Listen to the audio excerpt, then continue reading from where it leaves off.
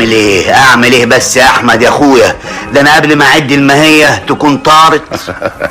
يبقى لازم تمسك على ايدك شويه في المصاريف يا برعي. ما اقدرش اعمل كده طول ما حماتي دي عايشه على ظهر الدنيا. حماتك؟ ايوه يا سيدي، كل يوم لازم تعدي على بنتها تشوفنا بناكل ايه وبنشرب ايه، وتحلف لي 60 يمين ان الدكتور قال لها لو ما كانتش بنتها تاكل كل يوم لحمه او فراخ هيجي لها انيميا. استر يا رب.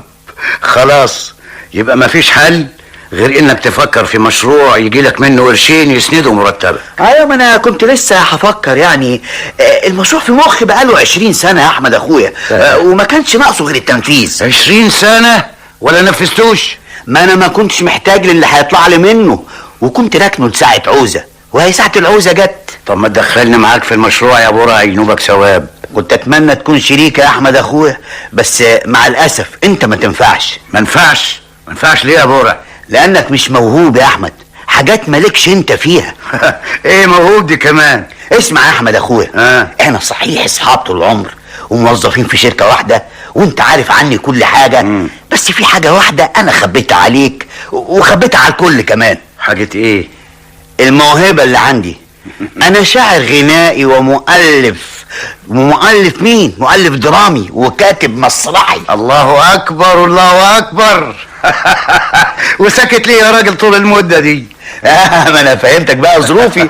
الفلوس كان بتجري في ايديا وما كنتش محتاج. لكن لما الغلا وصل للدرجه دي قلت ما عادش منه بقى، لازم ادخل المعمعه وما يبقاش في ايدي مفتاح كنز ربنا مديهولي واسيب الكنز ده مقفول.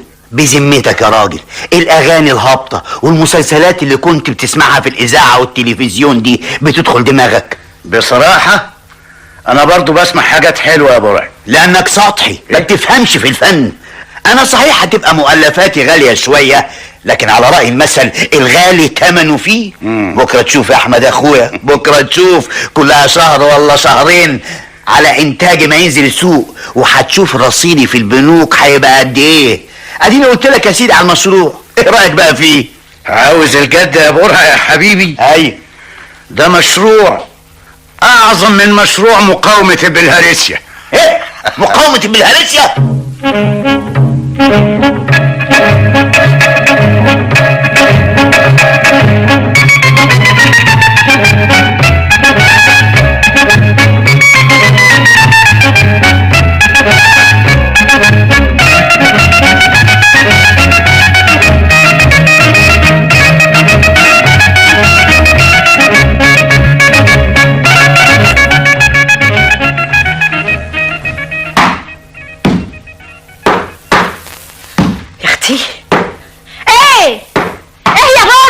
عملت ده ليه؟ في ايه يا اخويا؟ قلبت نافوخي. يا ثانيه، هو انت كل دقيقه تنطي لي زي فوق علوس كده؟ هو الواحد ما يعرفش يدق له مسمارين في البيت ده ولا ايه؟ مسمارين ايه دول اللي بقالك ساعتين بتدق فيهم؟ خلاص يا ستي، كلها 5 دقايق واخلص منها وعلقها. تعلقها بس انا مش فاهمه. اللي انت شايفاها بعينيكي دي يافطة ازاز 6 مللي بأرضية سودة عليها الاسم مكتوب بمية الذهب عند احسن خطاط في البلد. يافطة ايه يا برعي؟ انت ناوي يا اخويا تفتح محل بقالة ولا ايه؟ يا عالم يا هو ايه بقالة ايه؟ اعلق يافطة بقالة على باب الشقة ليه؟ شايفاني ببيع جبنة وزيتون ومخلل؟ ما هو الحق مش عليكي، الحق على والدتك اللي خرجتك من المدرسة وانت في 5 ابتدائي. قال ايه؟ خافت عليكي لا تسقطي والجيران يشمتوا فيها. انا مش عارفه انت نقرك من نقر ماما ليه. وعلى فكره اللي خرجني من المدرسه بابا مش ماما. حتى لو كان هو اللي عمل كده مش هصدق برضه. ده ابوكي في البيت لا حول له ولا قوه. دي حاجات انا شايفها ولامسها. وسوى كان هو اللي خرجك او هي اللي عمل فيهم كده، جنى عليا قبل ما يجني عليكي. جنى عليك ليه بقى يا اخويا؟ عايشة معايا 20 سنة ومش قادرة تفهميني. انت كل اللي فاهماه عني اني مجرد موظف في شركة المنتجات الكيماوية. الله، امال انت لك شغلانة تانية غير كده؟ جالك كلامي؟ وبظنك ده كنت هتضيعي ايام الجاية، هتضيعي مستقبل حياتي. يا سلام، انا مش فاهمة حاجة. ايه الكلام اللي انت بتقوله ده يا برعي؟ مستقبل حياتك ايه اللي انا ضيعته؟ مستقبلي الفني. واحدة غيرك كانت تاخد بإيدي وتساعدني. اساعدك في ايه يا اخويا؟ لكن مع الاسف ما قدرتيش تفهميني، وبالتالي ما قدرتيش تكتشف اللي جوايا، ما قدرتيش تهيئي لي الجو الهادي اللي اظهر فيه معابي. 20 سنه 20 سنه ما شفتش هدوء في البيت. منك، كله منك انت ومن امك. انت صوت وامك صوت، ومن ابنك اللي معجون بميه الشياطين صوت. الفنان مننا عاوز جو هادي، الفنان مننا عاوز استقرار وراحة بال. فايه يا اخويا؟ فنان؟ ايوه، عشان الفن اللي جواه يطلع ويقب على وش الميه. وحد قال له ما يقبش يا برعي؟ هيقب غصب عن عين اي واحد. البلد محتاجه الفنانين، ولما ضن عليها بفني حرام. زي ما خدت من بلدي لازم اديها. والفن ده بقى ظهر عليك النهارده بس يا برعي؟ ده انا بقالي 20 سنه متجوزاك، ما سمعتش منك الكلام ده. كل شيء له اوان يا سنية، عشان كده انا بدأت وعملت يافطة، ومش مجرد يافطة متكلفة. الناس مظاهر يا سنية، ويافطة زي دي تجذب الانظار وتعمل جو. تعالي كده قربي مني. انت واقفه بعيد ليه؟ قربي منها شويه.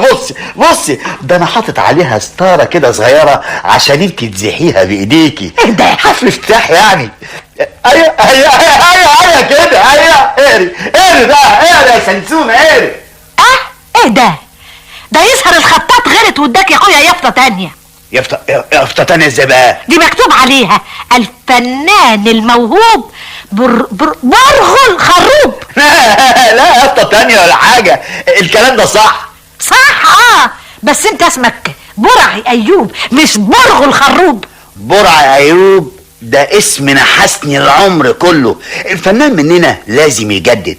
انا لازم اغير جلدي، اغير حياتي وابدأ من جديد. انت يا اخويا ده اي راجل اللي بتعمله ده، بس اسم برغل ده برغل خروب ده اسم مضحك قوي يا برعي. بالعكس، ده اسم كله مزيكا، الناس تسمعه مرة واحدة يعلق في ودانها. ايه الفنان يا برعي؟ برغل من فضلك. امر الى الله. برغل الفنان يا برغل على قد ما اعرف يعني فنه اللي بيشهره مش اسمه.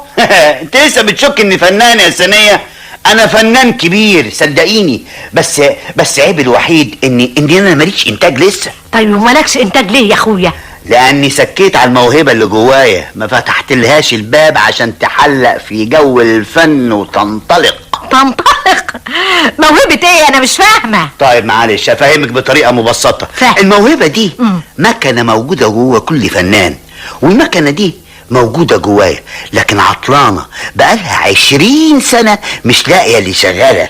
طب يا برعي انا بقول يعني برغل مش هفضل تقولي برعي. حاضر انا مش ناقص ضياع مستقبل السنة يا حبيبتي. طب يا اخويا خلاص ما تزعلش مني يعني. بقول لك ايه، طب ما تشوف لها كده يا اخويا واحد ميكانيكي ولا حاجه يكشف. ايه ميكانيكي؟ انا قلت ميكانيكي ايه يا سنية؟ الله، انت فاكراها مكنة طحين؟ انا يظهر ضيعت وقتي معاكي، وقتي كان ممكن اكتب فيه العجب، لكن معلش حظي كده. ده ايه؟ انت نازل تعطين فيا كده ليه يا برغل؟ ما انت يا اخويا بتتكلم معايا كده كلام مانيش فاهماه. نفسي افهم عشان افرح معاك. انا يهمني ان اسمك يعلى ويبقى فوق. ما هو اللي هيعود عليك يا حبيبي هيعود عليا، وعلى الاقل تجيب لنا قرشين نجدد بهم عزل البيت اللي نصه اتكسر. بس انا عايز اعرف يعني انت بتألف ايه؟ مألف ايه؟ خدي عندك يا ستي. قول. اغاني، تمثيليات، مسرحيات، وبرامج غنائيه. استريحت يا ستي؟ ايه ده؟ 1 2 3 4 بتألف 4 الحاجات دي وانا معرفش؟ اخس عليك يا برعي. قصدي يا برعي بتألف من ورايا يا راجل. انت عايز تقولي برعي؟ بقول برغل بس. انت فكرتيني بحاجه كانت غايبه عني. حاجه ايه يا برغل؟ الحقيني اقوم بكماشه اشيل اليافطه دي واديها للخطاط يكمل فيها ايه يا راجل؟ ال4 مواهب اللي قلتهم لك دلوقتي. اسمعي ولا اقول لك اكتب يافطه تانية اوضح فيها التفاصيل دي. يافطه تانية؟ يا نفوخي.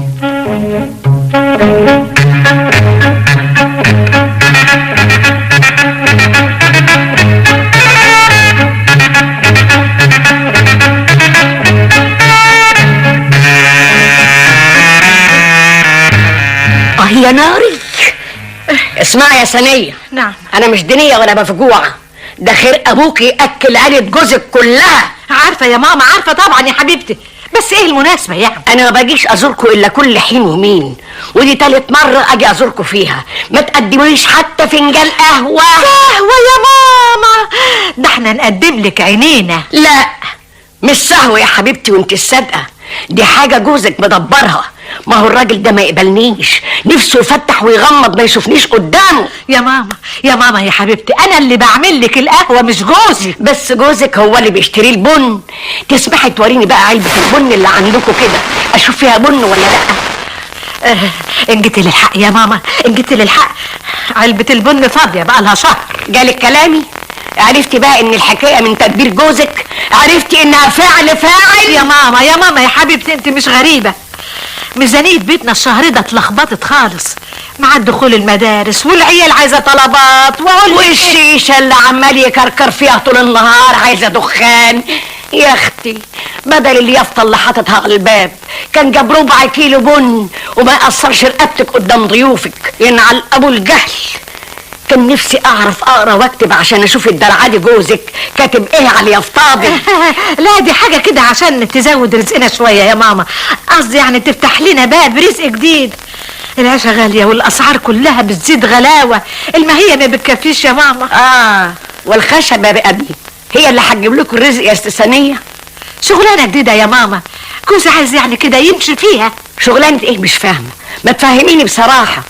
جوزك اترفد من الشغل ولا؟ لا يا ماما كفى الله الشر يا حبيبتي، بقول لك شغلانه جديده جوزي عايز يعني يزود بيها ايراده.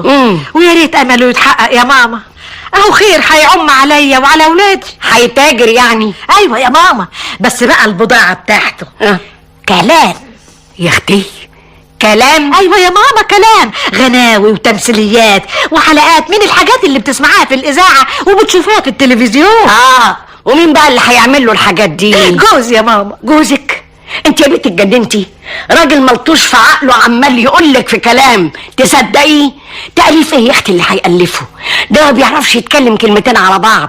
اسمعي بقى اما اقولك، نعم. الراجل ده لازم توقفيه عند حده. اوقفه عند حده ازاي بس يا ماما؟ واحد بيقول لي اسهر الليل والف والحن علشان اجيب لك فلوس، اقول له لا. فلوس؟ فلوس ايه اللي هيجيبها لك؟ ده هيجيب لك الغلب والفقر الذكر. راجل زي ده عقله طائق. ودي الا حكايه التأليف دي كمان اللي جت في نافوخ على اخر الزمن. يا عيني يا بنتي، بختك بنيل طول عمرك.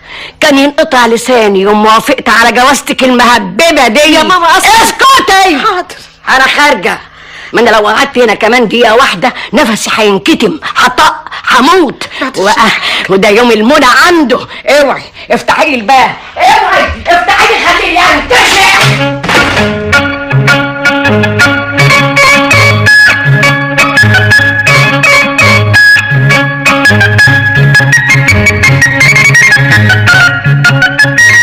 ايه ده؟ ايه يا انا بقى عاوز اعرف ايه حكايه اليافطه اللي ابويا معلقها على الباب دي. واحنا مالنا يا رشاد يا ابني؟ ما انت عارف ابوك ما بيحبش حد يتدخل في شؤونه ابدا. ما انا مفضوح في المدرسه يا ماما، التلامذه كلهم بينادوني يقولوا لي يا ابن برغل يا ابن برغل، يلا ابوك بيحشوا بيه الفراخ. ويا ريت الحكايه وقفت عند برغل وبس، جايب لي وراها خروب كمان. ما قولي لي بس يا ماما، ايه حكايه الاسم دي؟ يا حبيبي يا حبيب امك، ده اسم واحد صاحب ابوك، مؤلف اغاني وتمثيليات وعايز يعمل لنفسه اعلان. وهو باب بيتنا يا ماما لوحه اعلانات؟ صاحبه ده ما بيحطش اليافطه دي ليه على باب بيتهم؟ اصله ساكن في الارياف يا ابني. ارياف؟ والارياف دي زي ما انت عارف. لا ماما، ايه الكلام ده يدخل في دماغك انت. ابويا يضحك عليكي بكلمتين وتصدقيه. انت عمرك في الدنيا سمعتي عن مؤلف بيعمل لنفسه اعلان؟ ثم ان الاعلان ده ماما بيتعمل في جريده، في مجله، في الاذاعه، في التلفزيون، مش على باب شقه. ثم يا ماما، في حد في الدنيا يقول على نفسه انه موهوب؟ الله يا ابني، ما الناس دعوه بيه برضه يا رشاد. ابويا راح يفضل بقى حابس نفسه في اوضته 3 ايام كده؟ سيبه في حاله وخليه يشوف شغل. ما انا كمان عاوز اشوف شغلي. انا عاوز منه رسوم تقديم للثانويه العامه يا ماما، ولا انا اتاخر عن كتابه الاستماره واضيع مستقبلي؟ لا يا اخويا، بعد الشر عليك وعلى مستقبلك. اقول لك يا رشاد بلاش النهارده يا اخويا، خليك بكره يا حبيبي. 3 ايام دلوقتي كل يوم تقولي لي خليك لبكره خليك لبكره. لعلمك بقى بكره اخر ميعاد لتقديم الاستمارات، وانت اللي هتبقي مسؤوله. انت يا ابني دايما حاططني كده في وش المدفع ولا امال يا ماما بتقولي لي خليك لبكره ليه؟ لاني هتكلم معاه بس لما يخلص الشغلانه اللي في ايده.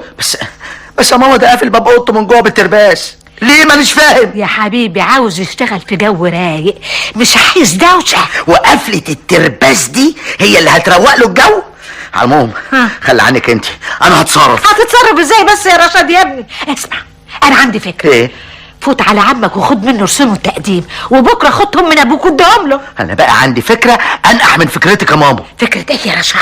انا هروح اوضه بابا دلوقتي وافتح الباب عليه واتفاهم معاه. رشاد يا ابني مش كده. ما فيش حل غير كده يا ماما، عن اذنك يا رشاد، انا نصحتك وانت بقى ذنبك على جنبك.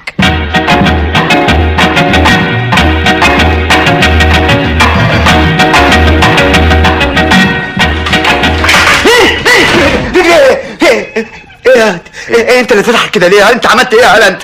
لا زي ما انت شايف يا بابا، مسكت عقرة الباب، فتحت الباب اتفتح. انا بصراحة خفت عليك يا بابا. خفت عليا ليه؟ طبعا خفت عليك. الواحد لما يخبط على واحد في اوضه مقفوله، والواحد اللي في الاوضه المقفوله دي ما يردش عليه، يبقى معناها يا بابا؟ معناها ان خالي عمال يدور ويطوف علشان يحوط على الوحي اللي حضرتك عملت العمله السوداء دي وطفشته. يا خبر، هو انت يا بابا اللي... ايوه انا اللي ايه عملت جنايه، ارتكبت منكر. موهبه موجوده عندي وان الاوان ان استغلها. ما انا بقالي 20 سنه دايس عليها. قفلت على نفسي الاوضه وبقالي 3 ليالي سهران اعصر فكري واتعب واشقى. وده كله ليه؟ عشان كنت عاوز ازود دخلي عشان اجيب لكم لقمه حلوه تاكلوها. فهمت يا استاذ رشاد؟ يا بابا انا ما قلتش حاجه، انت اضرب اللي جواك. يعني هم المؤلفين اللي في الاذاعه والتلفزيون دول احسن منك؟ ما هم كلهم كانوا زي حضرتك كده على الله، وربنا خد يدهم. ايه الالفاظ اللي انت بتقولها دي زي الدبش دي؟ ايه اللي انت بتقوله ده يا ولد؟ ايه اللي كلهم اللي زي على الله زي ايه اللي بتقوله ده يا بابا؟ في حاجه بس انت شايفني بشحت قدام باب جامع؟ المؤلفين دول يا ابني ما بيطلعوش كده شطاني. المؤلفين دول ربنا خالق جواهم الموهبه، والا كان الناس كلهم بقى يطلعوا مؤلفين. انا بصراحه بقى يا بابا، انا شايف ان انا بقى ماليش دعوه بالموشح اللي انت عمال تقوله ده كله. كل واحد حر في تصرفاته، ولما هو حر في تصرفاته فتحت الباب عليا ليه؟ واللي سهرت اجمعه 3 ليالي في مخي حضرتك بحترته في دقيقه. بحترت ايه؟ مش فاهم يا بابا. عموم انا جاي اقول لك ان بكره اخر يوم في التقديم للثانويه العامه، وانا عاوز 5 جنيه رسوم التقديم، و2 جنيه ونص حق الصور بتوع الزماره، ايوه، و2 جنيه ونص دمغات. ايوه، يعني المجموع كله كده بالصلاه على النبي 10 جنيه. يحكيك 10 عفاريت لما يركبوك. ما انت وش فقر. كان في ايدي اديهم لك 5 مرات وانت طيرتهم. 5 مرات؟ بجد يا بابا؟ ايوه، بس انا مش فاهم. فاهمك، ما انت غبي. 5 في 10 بكام يا سي رشاد؟ ولا انت ناسي جدول الضرب كمان؟ لا 5 في 10 ب50 يا بابا. شفت انا حافظ جدول الضرب ازاي؟ حضرتك بقى فتحتك عليا الباب ضيعت مني مطلع اغنيه ثمنه لوحده 50 جنيه. افتكر فهمت دلوقتي. والمطلع ده من غير مؤاخذه بابا راح فين؟ ما تدور عليه، يمكن المطلع ده طلع فوق الدولاب او وقع تحت او جري تحت الكنبه. ايه بقول لك مطلع اغنيه تقول لي جري تحت الكنبه؟ هو فار ولا صرصار؟ مدارس ايه اللي بتروحوا تتعلموا فيها دي؟ تعلموا ايه؟ كلمتين تاريخ وجغرافيا ونصوص تحفظوهم صم وتروحوا تمتحنوا فيهم وتنجحوا، واهاليكوا تفرق الشربات وتزغرط. ولا عندكوش فكره عن الدنيا. واحد في الثانويه العامه مش عارف مطلع اغنيه يعني ايه؟ امشي غور، امشي. اديني 10 جنيه ولا غور. هتغور من غير ما تاخد ولا مليم، لان ما عنديش ولا مليم. اجيب لك فلوس منين؟ اضرب الارض تطلع بطيخ؟ ده انا غربان في اسبوع واحد 20 جنيه حق اليافطتين اللي عاملهم على الباب، خشب وازاز وخطاط. وكان المفروض اجيب واحد نجار يدقهم، لكن انا برضو يعني دقتهم بنفسي. مكافح قلبي عليكم. امال قلت اوفر لكم حاجه. بشقى عشانكم. ايوه، استمران فيكم، لا انت ولا امك. لكن العيب مش عليكم، العيب على ستك القرشانه. خربت البيوت. لا يا بابا، والدة حضرتك كويسه. انا بتكلم على والدة والدتك، مش والدتي انا. عاوز اتقصقص اجنحتي وتكسر مقاديفي في كل مشروع بعمله. بينها وبيني ايه مش عارف. قول يا بابا بصراحه. نعم. انت ما معكش فلوس خالص؟ هو انا اللي هقوله هعيده وازيده؟ ما انا فهمتك ظروف الماليه يا ابني. خلاص بقى، لو فات ميعاد التقديم انا هسيب المدرسه واجي اشتغل صبي مؤلف معاك. امشي يا جاهل.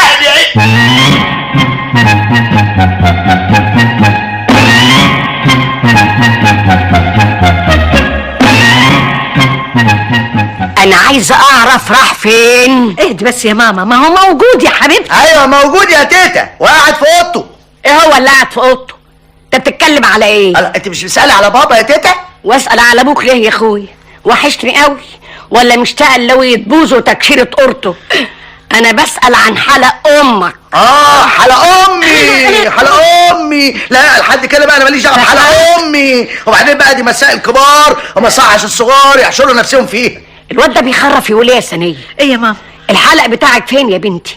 ما تلفيش وتدوري معايا في الكلام. لا يا حبيبتي ابدا، هقول لك يا ماما وانا هخبي عليكي. اصل بقى يا ست واحده صاحبتي يا ماما، ايوه، كانت رايحه فرح بنت خالت اختها، استلفته مني يا ماما وهتجيبهولي بعد اسبوع. ماما ايه يا ما بنات؟ افتكرش صاحبتك هتلحق ترجعه بعد اسبوع يا ماما. دي حكايه كده جايز تاخد لها شهر ولا شهرين. شهر ولا شهرين؟ شهر ولا شهرين ايه يا مقصوف الرقبه؟ ما تقولش كده لحسن ستك تصدقك. الله، طب هنضحك عليها ليه بس يا ماما؟ دي جايز كمان 3 شهور كمان يا تيتا. تستلف منك الحلق 3 اشهر يا سنيه؟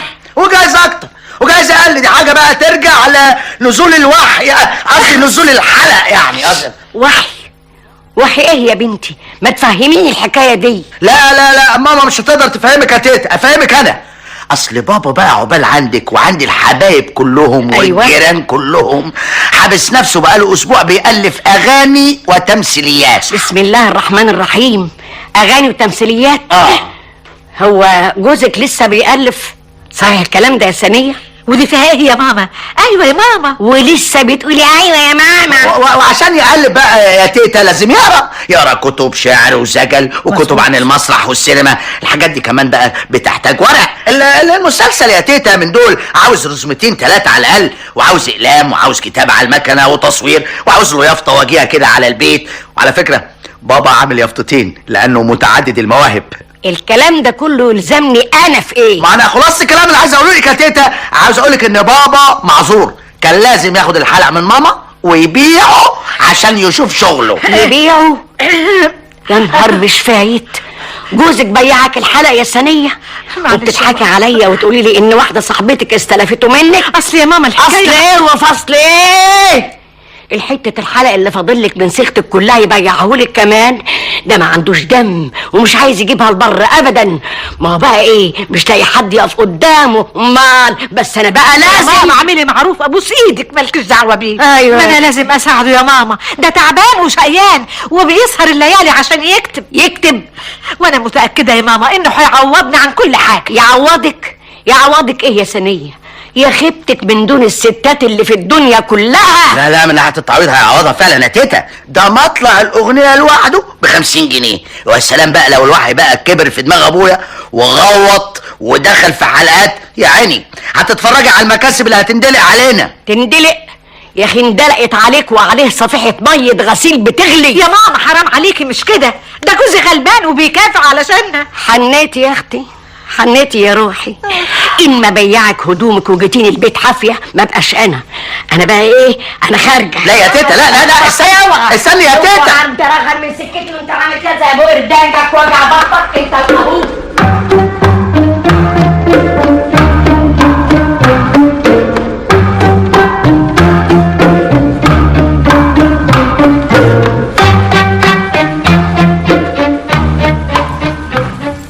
السيد المدير طالبك يا استاذ برعي. سيد المدير؟ يبقى قطعا عاوزني عشان الحوافز، ولا جايز عشان مسألة ترقيتي للدرجة الأولى. طيب قول له هخلص اللي في ايدي واجيله على طول. ولا اقول لك انا رايح له.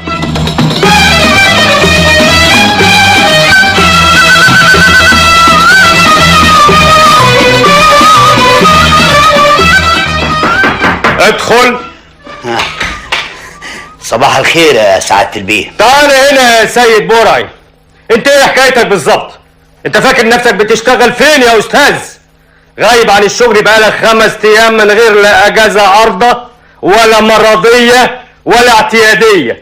انت فاكرها ايه؟ وكالة من غير بواب؟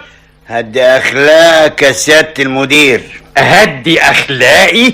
ايوه، وما تزعقليش كده. انت بتزعق كده ليه؟ حلو بزعق كده ليه؟ امال حضرتك عاوزني اطبطب عليك وابعت اجيب لك كيلو بسبوسه بالقشطه؟ بقالك 20 سنة يا افندي بتشتغل في الشركة ولسه مش عارف القوانين. اولا ما تفكرنيش بال20 سنة النحس دول. نحس يا افندي؟ ايوه نحس. ثم قوانين ايه اللي انا مش عارفها عايز افهم؟ ما انتش عارف ان اللي بيغيب يومين متتاليين عن الشغل بدون عذر ايوه لازم يتبلغ عنه في اليوم الثالث لو استمر في الغياب؟ انا بلغت عنك فعلا. بلغت عني؟ وانا مختلس يا سيادة المدير عشان تبلغ عني البوليس؟ بوليس مين اللي هبلغه عنك؟ انا بلغت وكالة الوزارة عشان تعمل اجراءاتها معاك. اسمع يا سعادة البيه، ها انا راجل فنان. ايه؟ احب اعيش في جو هادي، جو رومانسي، جو خيالي. ما احبش الضوضاء والهيصة والزعيق. الضجيج ده بيقتل موهبة الفنان اللي زي سيادة المدير. فنان؟ فنان ايه؟ انا مش فاهم حاجة. شوف اما اقول لك حاجة من البداية، كلمة منك كلمة مني نهزق بعض. إيه؟ لسانك يطول عليا، لساني هيطول عليك. إيه؟ ومفيش داعي، خلينا حبايب احسن. الله الله الله الله، كلام ايه اللي بتقوله ده يا استاذ؟ انت اتجننت يا افندي ولا ايه؟ لا وانت الصادق، انا كنت مجنون وعقلت. كنت مجنون وانا بشتغل طول الشهر عندك عشان اقبض 150 ملطوش. وانا مالي يا استاذ؟ هو انا اللي بديك ماهية من جيبي؟ هو انا اللي بشغلك عندي؟ الشركة يا استاذ هي اللي بتديك 150 ملطوش اللي انت بتقول عليهم دول. ما تجيبليش ست الشركة دي اللي ضيعت فيها عمري هدر. وال150 ملطوش دول انا اجيبهم في قعدة واحدة وفي اغنية واحدة. ايه؟ نعم. قعدة ايه واغنية ايه؟ مش فاهم حاجة يا استاذ. وعمرك ما هتفهمني لانك مش فنان. مفيش جواك رومانسية، عواطفك مش متأججة، وجدانك مش مستقبل جيد. واللي زيك كده مش ممكن يحس بواحد فنان زيي ابدا. انت يا افندي بالطريقة دي وبكلامك ده وبتجريحك فيا بالشكل ده هتعرض نفسك لأشد الجزاء. انا في مخي مسرحية اسمها خناقة فوق السطوح. عاوزة مني شوية تفرغ عشان ألم خيوطها واغزلها وانسجها واحوط على الدراما المسرحية. المسرحية دي بشطب فيها، ولما تخلص بعد يومين 3 هاخد فيها قد ما هيتك في الشهر 10 مرات. الله الله الله الله الله، يا استاذ حاسب على الفاظك وما تخلينيش اضرك. بلا تضرني بلا ما تضرنيش. إيه؟ انا خلاص، انا امنت مستقبلي، واللي انت عاوز تعمله اعمله. اعلى ما في خيلك اركبه. ايوه ايه؟ اعلى ما في خيلك اركبه. بس لقيته. بسم الله الرحمن الرحيم. لقيته. لقيت ايه يا ابني؟ انا مش فاهم. 3 ايام بلياليهم بدور عليه وهو تايه عني. ايه هو اللي تايه عنك ده؟ اعلى ما في خيلك اركبه. شفت يا سيادة المدير، مطلع اغنية كان غايب عني بقاله 3 ايام جالي لحد عندي. اعلى ما في خيلك اركبه. ايوه يا سعادة البيه. خد الاستاذ برعي وديه لدكتور الشركة فوق. دكتور الشركة؟ اعمل ايه عند الدكتور الشركة؟ انا قلت لك حولني للدكتور. وسلمه للدكتور يدا بيد، واوعى تسيبه من ايدك، وانا هبقى اكلم الدكتور بالتليفون. اتفضل يا استاذ برعي. ابراهيم. الدكتور قال. يا استاذ برعي اتفضل. يا سيدي يا حبيبي انا مش عيان، انتوا مش فاهمين حاجة. معلش يا سيدي، تعالى معايا دلوقتي. سلامتك يا استاذ، خير ان شاء الله. الف سلام عليك. اسمع يا ابراهيم، ايوه. انت دلوقتي تروح تجيب لي فنجان قهوة وبعدين. لا لا لا، ولا بعدين ولا قبلين. لا يا استاذ برعي، لازم انفذ تعليمات السيد المدير واوديك للدكتور بايدي. يا ابني يا حبيبي، ما هو انا مش عيان، ثم انا اسمي الاستاذ برغل. نعم برغل. سلامتك يا استاذ، ده انت تعبان قوي. طيب روق كده، وبعد الدكتور ان شاء الله ما يكشف عليك هجيب لك القهوة التمام. الله ينكد عليكم وعلى سنينكم وعلى ايامكم السودة. يا ابني انت مش فاهم حاجة خالص. انا يا ابني يا حبيب قلبي يا نور عيني مؤلف موهوب. ومؤلف موهوب كمان. وحضرتك بقى مؤلف موهوب في ايه؟ جاهلة وجاهل هقول لك ايه، ما انت مش هتفهم حاجة ابدا. ليه بقى؟ ده انا افهمها وهي طايرة. مؤلف يعني زي بتوع السيما؟ حاجة زي كده، حاجة زي كده. طب يلا بينا بقى على الدكتور. طب اسمع بس يا ابراهيم. ايه؟ اسمع، انت تروح تعمل قهوة وتجيبها لي عند احمد افندي قاعد جوه. انا هستناك هناك، وبعد كده هروح معاك للدكتور. امرك يا استاذ برغل.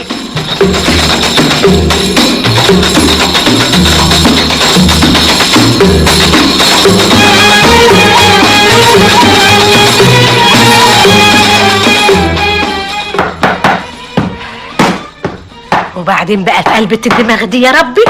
ايه بتدقدق في ايه تاني يا برعي؟ ما قلنا بلاش الاسم النحس اللي بتقوليه ده. الله، ده حاجه غريبه جدا. انا اسمي برغل، برغل مش برعي. عمر الاسم ما كان نحس يا اخويا، احنا اللي بننحس نفسنا بايدينا. عاوزه تقول ايه؟ مش فاهم. مش عاوز اقولك حاجه يا برغل، ده سؤال بسألهولك. انت بتعمل ايه؟ ارتكبت ذنب ولا ارتكبت ذنب؟ بعمل زي ما انت شايفه، بعمل رف. استريحتي؟ رف في اوضه النوم يا راجل؟ رف كتب. عاوز انا اعمله في المطبخ ولا في بين السلم؟ ايه ده؟ والكتب دي ايه الكتب دي؟ ده عشان الحكايه اياها؟ ايوه يا ستي عشان الحكايه اياها. عاجبك ولا مش عاجبك؟ وما عجبنيش يعني هعمل ايه؟ قول لي يا اخويا، جبت الخشب ده منين بقى؟ من الدولاب القديم. يا خراشي، كسرت الدولاب؟ دولاب ايه اللي كسرته؟ ما هو متكسر خلق. متكسر خلة ايه يا راجل بس؟ ازاي ده؟ ده دولاب واقف على رجليه وزي الحديد. ايه هو اللي واقف على رجليه؟ دي جننت يا ثانيه. هو كان له رجلين خالص بالمره عشان يقف عليها؟ قال يقف عليه؟ جرى ايه يا ثانيه؟ جرى ايه؟ ما تدقيش معايا كده في الفاضيه والمليانه. انت لازم تقفي جنبي، تفهميني وتساعديني. اساعدك يا اخويا، اساعدك في المعقول، في المعقول يا برغل بيه. انما يعني كده ما يصحش. انما ايه يا عزيزتي؟ ده مش اعتراضك يا حبيبتي، ده اعتراض امك. ماما مالها بس يا اخويا؟ امك مش فهماني ومش قبلاني، هي اللي مبرجله مخك يا ثانيه عشان ما بتحبنيش. اي حاجه انا اعملها صح او غلط تقول عليها غلط. ما هي مش قادره تحس بمشاعري وانفعالاتي وباللي جوايا، مش قادره تقتنع اني فنان موهوب. ما بلاش سيره ماما بقى دي يا برغل. انا بدافع عنها مش بتكلم ضدها. ما انت عارفه يا ثانيه انا بحبها قد ايه، ولا ما انتش عارفه يعني؟ لا عارفه قوي. انا هبرر لك بتفسير مبسط السبب في عدم اقتناع امك بفني. قول يا اخويا. افرضي يا ست ان امك عندها مغص كلوي. يا اخويا كفر الله الشر بعد الشر عليها، ما تقولش كده يا ست الف بعد الشر. انا بقول افرضي افرض. وانت عارفه وانت ست اللي عارفين اني بتمنى لامك كل خير. افرضي حصل لها كده، الف بعد الشر عليها. انا يعني ببقى حاسس بالالم اللي عندها؟ طبعا لا. يبقى وصلنا للسبب. المواهب اللي عندي عامله زي المغص المداري، انا حاسس بيها وهي مش شعره بوجودها. انت لسه بتتكلم عن المواهب تاني؟ وهتكلم عنها على طول.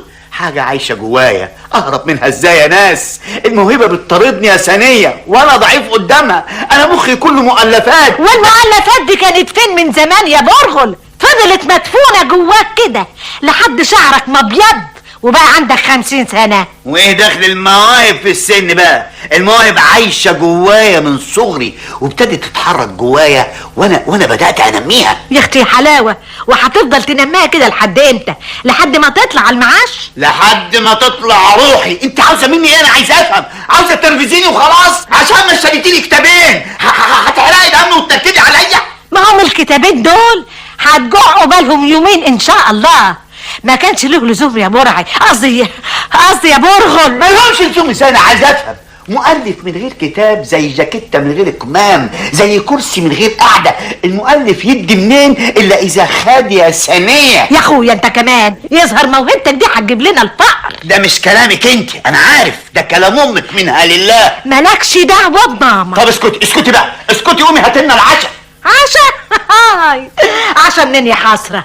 هو انت سبت لي فلوس خالص النهارده يا اخويا؟ احمد ربنا اللي قدرت اتصرف وغديتك. يعني ما تعشاش يا ثانية؟ ما تتعشاش ليه؟ عندك كتابين، اتعشى بواحد وحل بالتاني.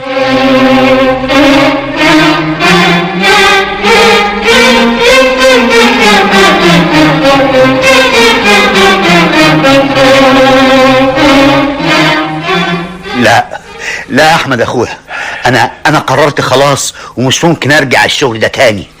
ادي احنا قاعدين اهو محبوسين في مكتب زي المساجين. كلام ايه ده يا برعي؟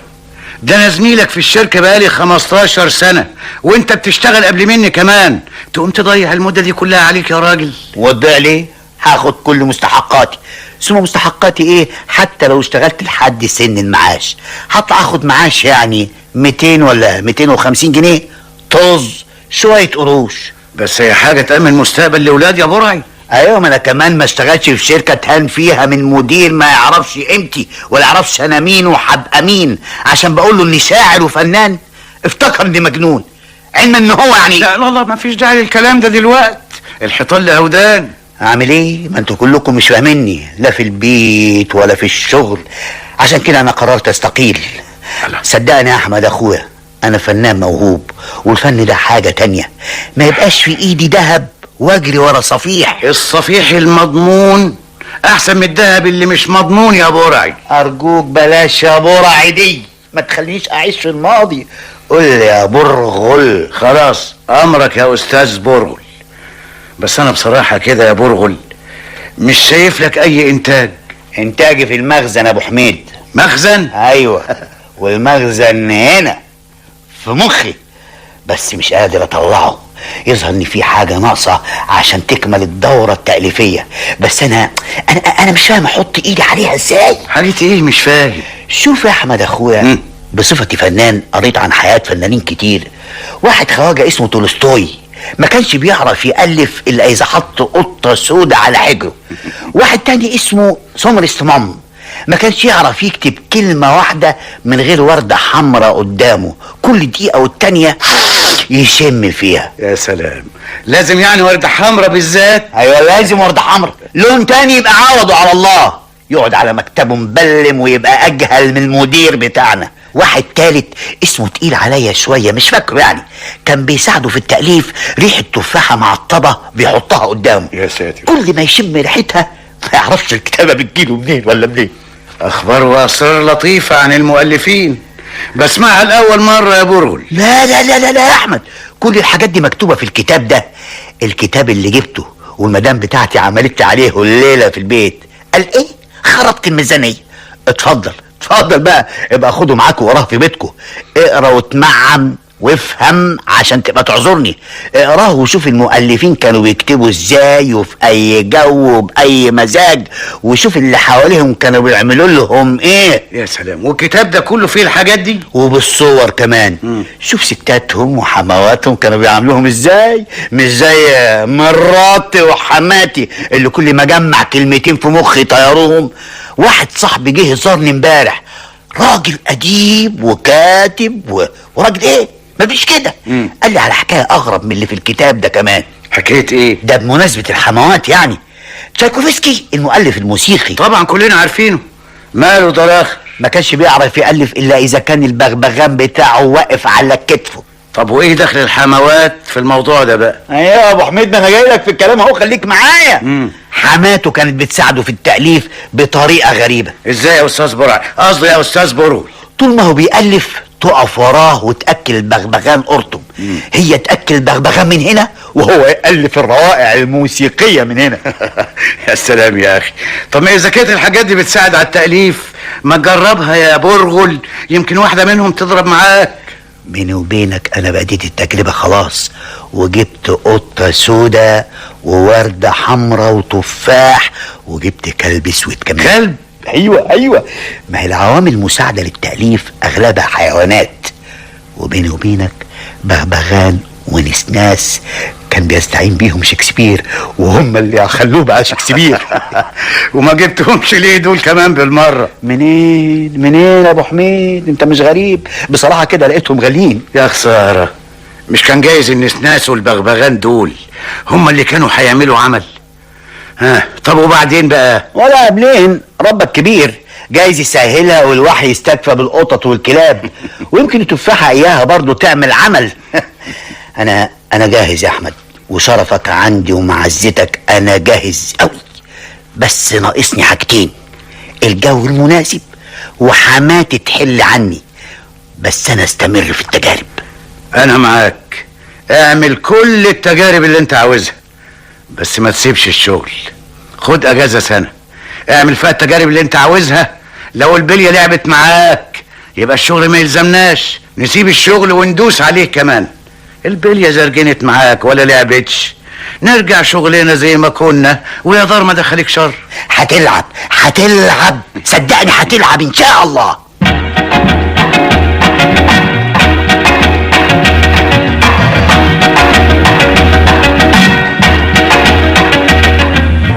لما افتح الباب كده فتحه صغيره اشم شويه هوا اخواتي، قافل الشبابيك عليا وقافل الباب زي ما قريت في الكتاب.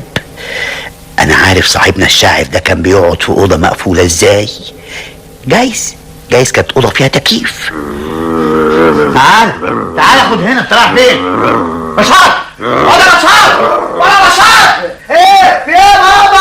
على الكلب اللي نازل عندك يا ولد. نعم يا حبيبي، احل عليه ازاي بس؟ ده كلب اسود كبير يابا، ده عضاني. اتحل عليه ما تخلوش يهرب منك، ده انا شاريه ب 10 جنيه. نعم 10 جنيه، يعني ما تقدرش تدفع لي ال 10 جنيه لسه بقى. انت هتدفع لي معضله، الله ينكد عليك. وانا وقت يا ولا وقت اسئله ايه في باب السلم اللي تحت يا ولا؟ اقفله ازاي بس يا بابا؟ ده الكلب واقف في نص السلم عاوز يهجم عليا وبيزوم وبيشاور على عضاني. يا انت كلب هادي ما بيعضش يا بابا.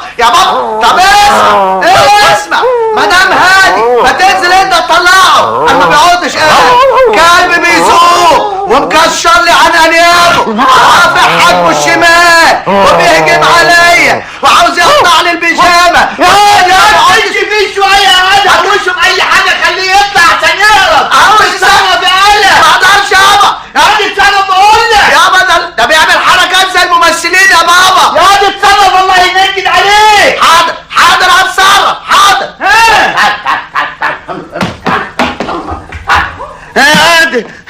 خلاص يابا اتصرفت ازاي؟ فهلاوه بقى يابا. فهلاوه ازاي يعني؟ مش فاهم يعني. مش شايف الكلب طالع وراك ولا حاجه؟ لا ما هو طالع بابا، بس مش طالع على فوق، انا طالع على تحت. انا خرجته كده بالحديقه من باب السلم وطلعته على بره. دي بقى الفهلاوه حضرتك؟ فهلاوه بتاع فهلاوه ده كان يوم اسود، اليوم اللي خليتك فيه.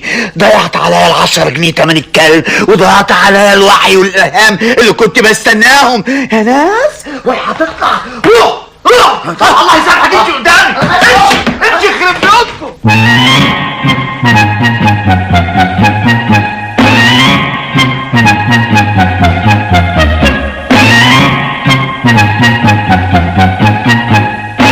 ما انا اللي عايزه افهمه، البيت واسع وفيه 4 اوض، سايب ده كله قاعد في اوضه لوحده فوق السطوح ليه؟ بيشوف شغله يا ماما، بيبعد عن الدوشه. بيبعد عن الدوشه ولا عن خلقتي؟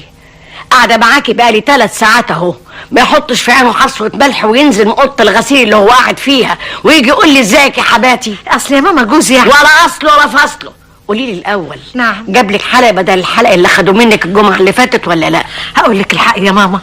ايه يا اختي؟ اظن ملحقش يشتري لك حلق يا روح امك بدل اللي باعه، امال يلحق يبيع بس؟ برغل وعدني ان هيجيب لي قد الصيغه اللي كانت عندي 3 مرات. يا نهارك اسود.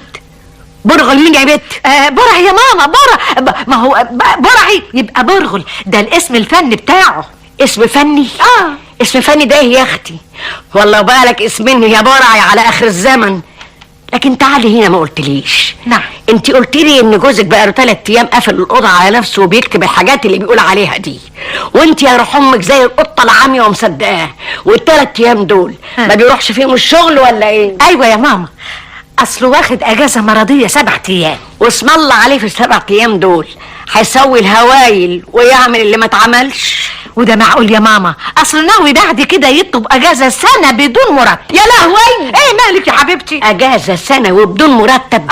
ده بمرتب وباع سيختك واستلف من اخوه ومن الجيران ومش لاقي ياكل، يبقى لسه هيفضل سنه من غير ولا مليم؟ لا، الراجل ده بقى مش ناوي يجيبها لبره ابدا. ماما الحقيقه ماما، هي مات في ايه يا رشا؟ ايه في ايه يا ابني؟ في ايه يا واد؟ بابا ماله؟ بابا بيحب عليك يا ماما. ايه ده؟ ايوه، ببص عليه من خرم الباب لقيته حاطط قطه سودا قدامه على المكتب وبيطبطب عليها وبيقول لها يا حبيبتي يا بوسي. يشدها من ديلها تجري منه، يجري وراها يمسكها ويحايلها من تاني يقول لها يا حبيبتي يا بوسي. بابا بيحب عليك يا ماما. بطل بقى، بلاش كلام فاضي. الله، بطل الحكايات الهايفه اللي انت بتيجي تالفها من مخك دي. انا ما بألفش يا ماما، العمر االف. انا سايب التأليف لابويا. كنت مش مصدقاني؟ تعالي بص من خرم الباب وشوفي. انا رايح الدرس بتاعي. انا بقى لو منك ابلغ عنه وخليهم يودوه السرايا الصفرة، وانا بقى نادر اللي عليا اشتري القميص الابيض على حسابي. بس لو تسيبيني عليه هخليه يمشي على العجين ما يلخبطوش. يا ماما يا ماما، ده جوزي بقى ولادي، ما اقدرش ازعله. يا اختي بلا جوزك بلا ولادك. اسمعي، نعم. انا العصب ركبني ما عدتش طايقه، انا خارجه يا سنيه، وان كنت بتحب امك بصحيح وعاوزه تريحي قلبي لمي هدومك في الشنطه وحصليني على البيت.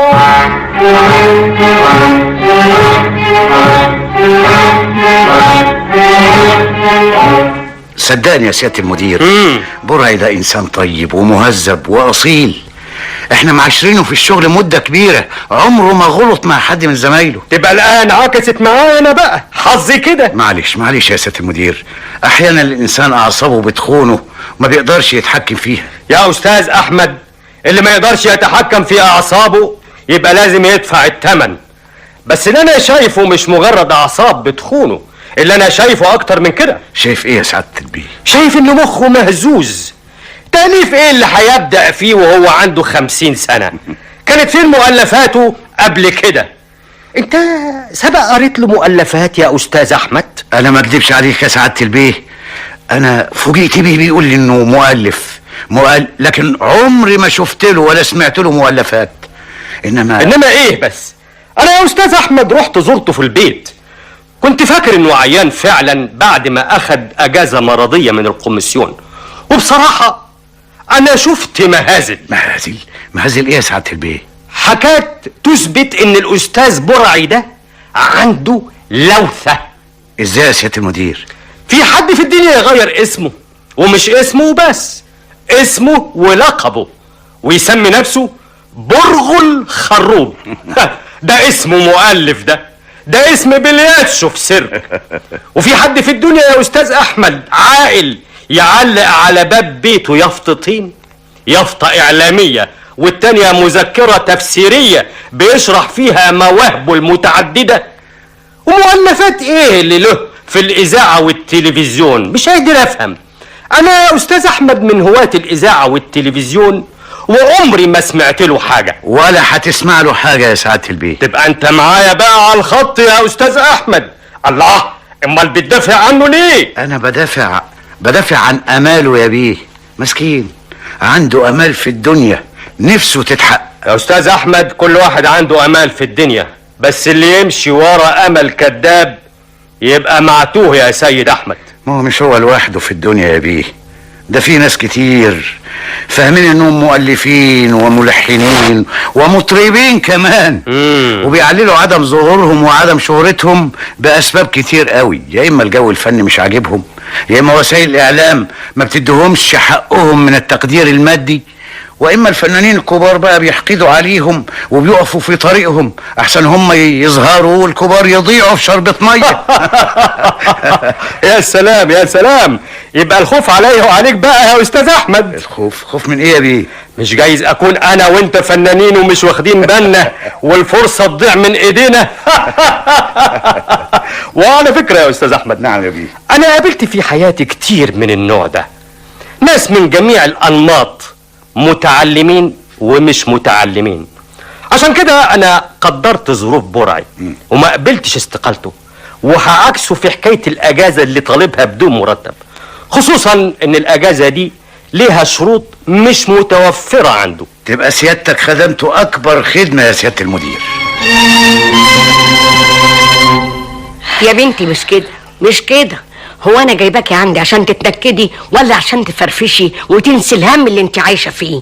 دي العيشه مع جوزك تاثر العمر. يا ماما جوزي ما عملش حاجه، انا هاودتك وجيت معاكي هنا علشان ما زعلكيش، بس خصوصا انك حلفتي انك مش هتدخلي لي بيت لو ما جيتش معاكي، واديكي جيتي ومريحاكي على الاخر.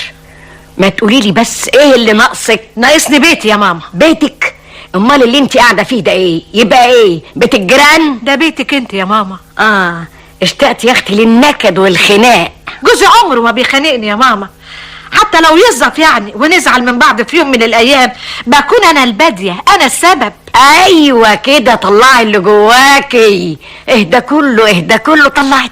ثم ان جوزي ما بيعملش فيا حاجه غلط يا ماما، وحتى لو كان في نظرك بيتصرف غلط بيتصرف بنيه سليمه. كل قصده انه يزود دخلنا ويسعدنا، ومين عارف مش جايز يكون بيقلب بصحيح يا ماما ويكون خير داخل لنا.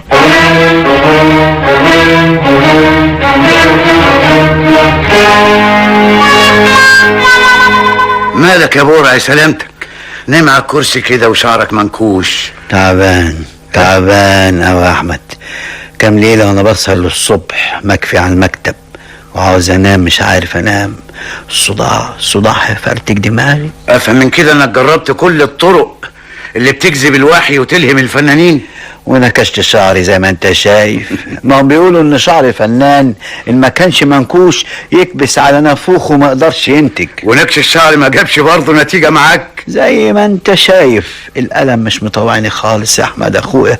يفضل واقف على الورق بالساعتين والتلاتة انه يتحرك مفيش فايدة. وكل اللي نبني ان مراتي بتحريض من حماتي طبعا غضبت ولمت هدومها وسابت البيت. لا ما تحملش هم، دي حاجة ممكن اتدخل فيها وارجع المية المجاريه. كتر خيرك يا احمد اخويا، تبقى عملت فيا جميل كبير قوي. دي مراتي اميرة وطيبة وبنت حلال، وانا متأكد انها عملت كده غصب عنها. وده رشاد. ايوه بابا. خد يا ابني تعال خد رشاد جنبي هنا. نعم بابا. بقول لك ايه، ايوه خد يا ابني رشاد ال5 رزم ورق دول وال5 دستة اقلام اللي على المكتب وخدهم رجعهم في المكتبة تحت عند عمك صالح. انا شاريهم منه ب35. لو اداك اقل ما تدققش معاه، نص التمن جايز، اقل من نص التمن ما يجراش حاجة. الله الله الله الله، جرى يا بابا والتأليف يا بابا، ده انا صلحت الراديو ترانزستور على حسابي عشان اسمع كلام بابا بقى يا رشاد وبلاش غلبة. خلاص انا خارج يا بابا، وحاب اجيب لك ازازه سابغتيون من حق العيادة اللي هرجعها عشان تعالج القلو اللي في نفوخك، قصدي تعالج كعب رجلك اللي الكلب هبشه يا بابا. فايق قوي، جاتك مصيبة فايق قوي لدرجة ماشي يا بابا. ما يفوقش ليه؟ ما احنا كلنا لازم نفوق. اللي عايش منا في الاوهام لازم يعيش في الحقيقة، واللي عايش في الخيال لازم يعيش في الواقع. انت ما تتصورش قد ايه انا سعيد اللي انت هترجع شغلك تاني. سيب بقى يا اخي الكلام الفاضي اللي مالي مخك ده. ما احنا عاوزين المركب تمشي بقى يا برعي. عمر المركب ما هتمشي طول ما حماتي حاجز مراتي عندها في البيت. تنحل المسألة دي يا سيدي. تنحل ازاي؟ دي مش عايزه ترجعها الا لما ارجع لها صيغتها كامله وفوقيها كسوه الشتا كمان. جمعيه نعملها لك تحل كل الاشكال ده، وانا مستعد اساهم معاك في قسطها. ها قلت ايه؟ قلت كتر خيرك يا احمد. ولو انك ايه يا راجل؟ ولو ان يعني بصراحه كده بقولها لك بيني وبينك، الفن صعبان عليا قوي، هيخسر عمود كبير من عمدانه. معلش، لكن عزائي الوحيد ان فيه في البلد فنانين غيري، اي نعم مش في مستوايا لكن ممكن يواصلوا المشوار وربنا يقويهم. ويقويك وتروح لمراتك تجيبها من عند حماتك وترجع الميه لمجاريها.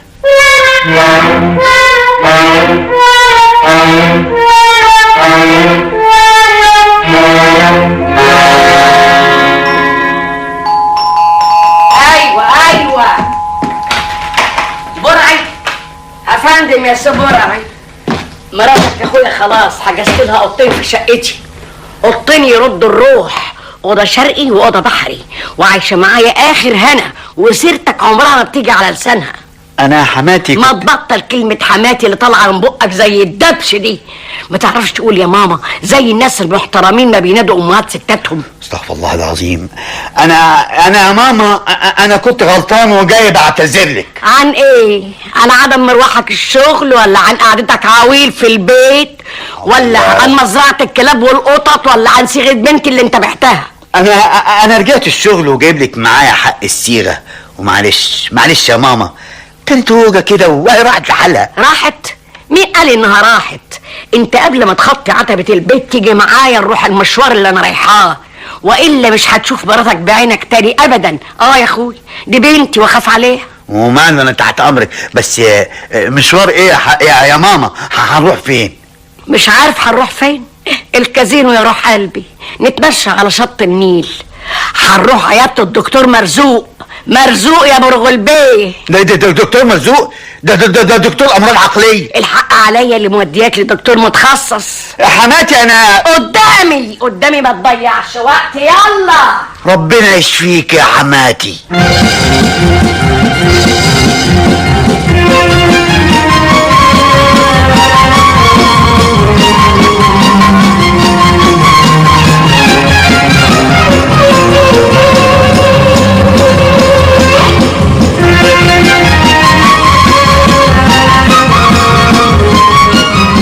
وهكذا تنتهي سهرة المؤلف الموهوب برغل الخروب، تأليف إدوارد سليمان.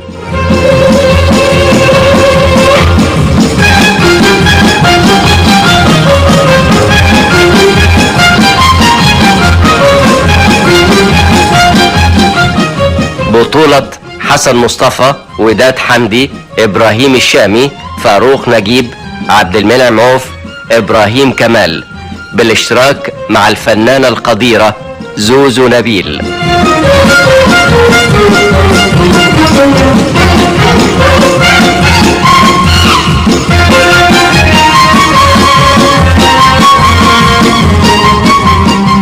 الهندسة الصوتية محسن عبده.